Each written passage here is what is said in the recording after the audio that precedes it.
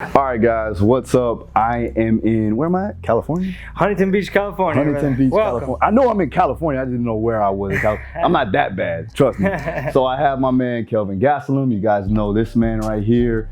Very talented athlete, very talented fighter. Check him out in the UFC.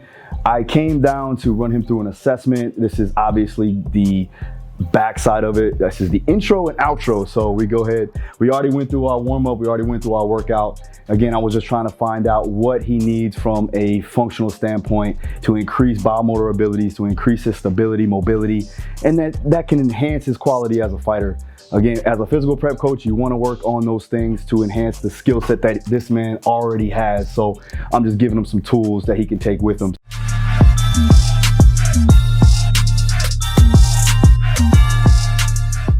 I'm gonna take your leg, bring it up here, okay? Just relax it.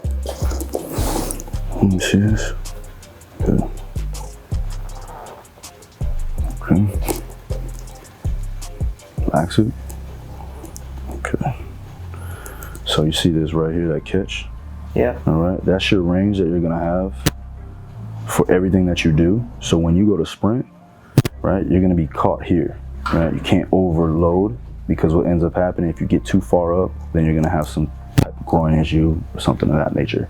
If I go past that? Go past that, yeah. Really? At high force, because now this is your basic range that you have, right?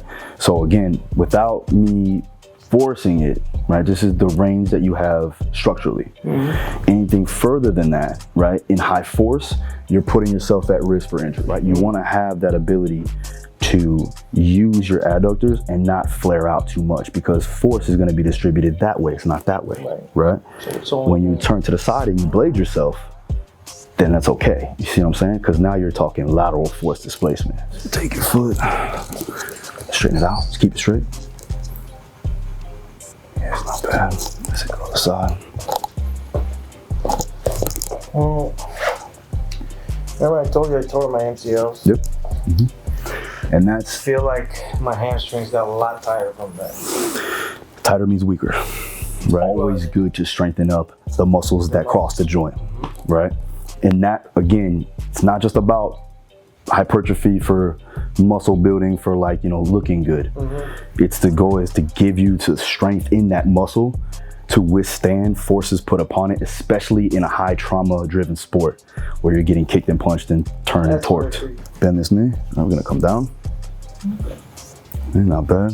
Come down this way. Pull it back and then try to let it drop. Mm-hmm. Right there. Yep. Stay right there.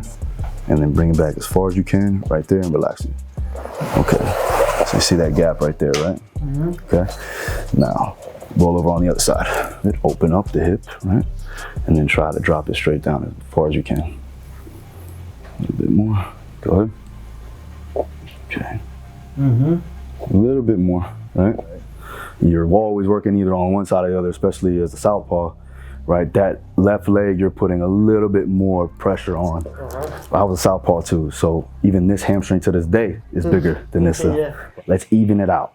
Yeah. Let's even out the right side, because you're putting a lot of pressure here. So what ends up happening is you're getting so much torque and pressure down on this hip, and you're increasing the strength here. When you go to try to use your right side, it's not as efficient. So you compensate through the back, right? And then you have forces that are displaced in positions that you shouldn't be doing. Go ahead and put your feet up here. Okay, just relax, 90-degree angle, come up a little bit so you're at 90. Right there, good. Now hands down, right? Tuck your chin down, right? There you go, good. Now I want you to breathe, right? And I only want you to breathe through your chest. I want you to put your hand on your chest, and I want to put one hand on my stomach. That's it right there. Now I want you to breathe and feel this pressure. I want to see this hand come up, not this hand. Okay? Okay, so breathe in through the nose and try to breathe to the back of your throat and expand the rib cage and feel your back. Nice, real good. And blow it out slow. Good. This is what you want to do in the morning, okay, or after training sessions.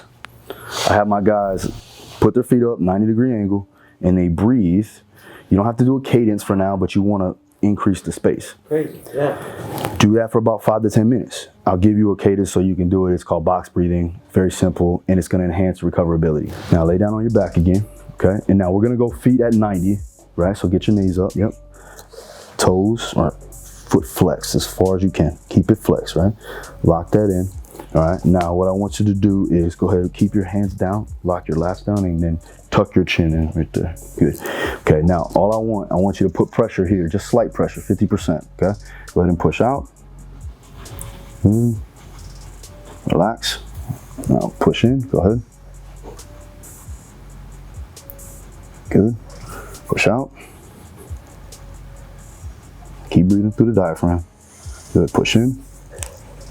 Squeeze. Good, now I want you to, relax right there, hold it for a second. I want you to tuck your hips in, almost like you're trying to tuck your belly button in. Yep, right there, hold that right there. Now from there, go ahead and push out. Good. Now push in. Keep that belly tucked. Good. You find it harder to do? Yeah. Okay, relax. So when you tucked your hips in and try to go adduction, right, you lost the range of motion. You see what I mean?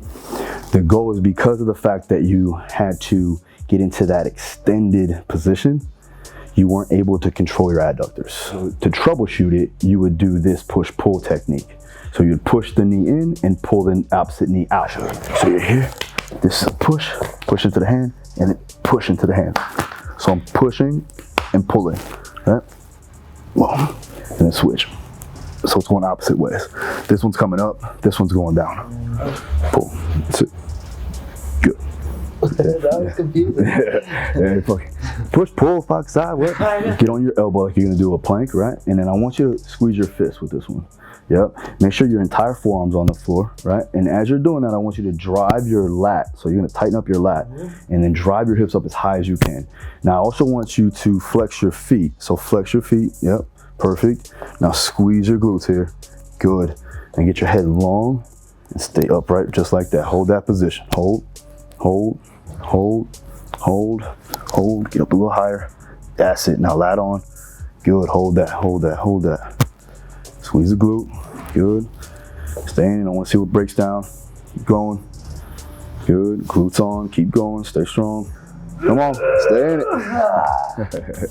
All right, give me some feedback on that. What was the most challenging as far as muscle-wise? What do you think was failing out on you the most? I feel like it was more staying up. Staying up? My core. Yeah, so it's all your core. Everything in there is your core, right? So your core is mixed with several different muscles. I mean, your abs, right? Your rectus abdominals, your obliques, your internal, external obliques, your transverse abdominals, right? Your hip flexors, right? Your deep rotators, yep. All that stuff there. And on top of that, now you're resisting rotation, right? So now multifidi, all those muscles back there in your back also have to turn on. And then I'm telling you, I want you to squeeze your glute because your glute is going to stabilize the pelvis, right? If you stabilize the pelvis, it helps with the core to turn on all those muscles, right? So you're not compensating. Yeah. The moment you get loose in your spine, you basically compensate through the hip. Whatever joint that you are lax in, so that's why you always wanna have some type of stability and some type of mobility throughout the body, right? So if you go from a joint by joint approach, right? The ankles need to be mobile, the knees need to be stable. The hips need to be mobile, the spine needs to be stable. The T-spine needs to be mobile because you need to be able to rotate through the upper back. But if you're tight in your upper back, what are you gonna compensate through? The joint that's adjacent to it. So it's gonna be the low back, right? And then if your low back takes on more of the rotation, but your T-spine has stiffened, then you're gonna have low back issues. You get what I'm saying? So what I wanna see is you're gonna push your back into the floor now. Yeah, abs on, good, lower abs. Now from there, 3 points of contact from here, big toe and heel, squeezing the thighs, drive up into hip extension. So you're gonna squeeze, give me a glute bridge, right? Hold position, abs tight still, good, hold that. Stay strong in the hamstrings. Hold it right there, lats tight too, turn it on. Good, good, chin tucked. Good, lats on, inner thighs though, squeeze it, yep, come on. Squeeze, squeeze, squeeze, squeeze, squeeze. Stay in it, on, squeeze, don't let me pull it out, don't let me pull it out. Come on, stay in it, come on. Hips high. Good. We're gonna do what's called a coiling technique, right? And this is going to enhance rotational power, right? But we're gonna do it in isometric fashion. Okay. Because the reason why I want that is because you look at it from a power perspective, right? Lena, what's the equation of power? What do you mean? Quiz, baby. Force velocity. Force times velocity. Force times velocity, right? Damn, they knew it before you did. And then my media guys. So what I mean by that is like when you're trying to increase power, though, the one part of the equation is force. Mm-hmm. On the highest velocity, right? That's maximal speed, right? There's no force there, right? There's no tension. Mm-hmm. Highest part of force is no velocity. So what is no velocity from a contraction standpoint? It's an isometric contraction. So if I can enhance isometric strength, I can give you one part of the force velocity curve, right? I can give you one part of that equation. I can increase force. If I increase force, that's going to, by definition, help enhance power production. Like if I'm gonna dip down, right? I'm gonna activate the lat, right?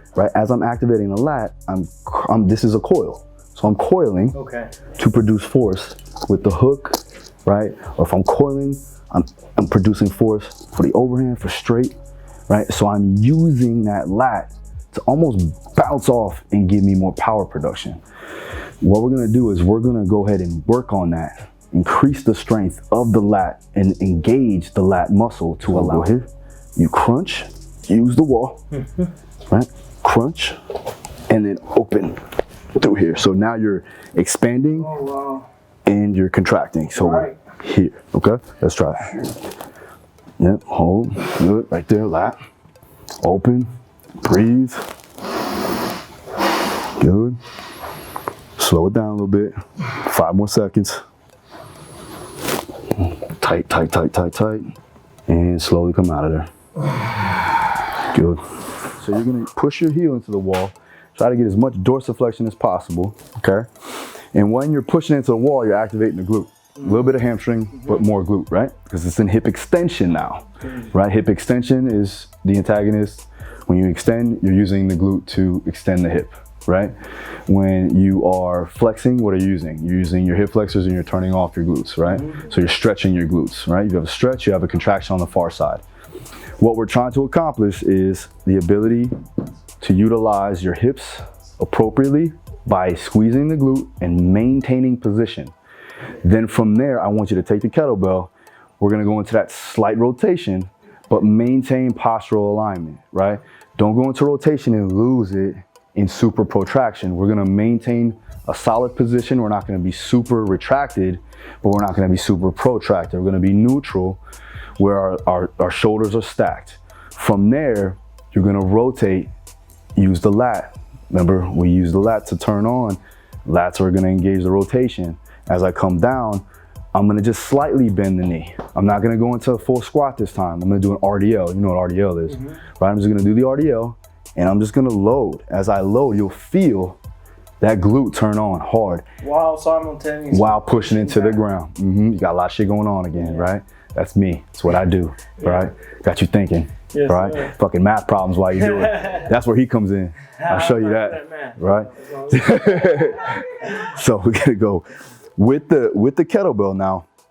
I don't need you to be totally torqued, like that's fine. We do want a little bit of offline. So we do wanna go ahead and let that kettlebell ride on the inside of the knee as I'm pushing in and I'm not letting the leg flare out, right? Because the trail leg or the swing leg, we wanna make sure we have internal rotation, right? This one's gonna be stacked. We're not super externally rotated, right? So again, I wanna make sure I'm good in alignment. So I'm working on abduction, I'm working on the abductors, but I'm also working adductors.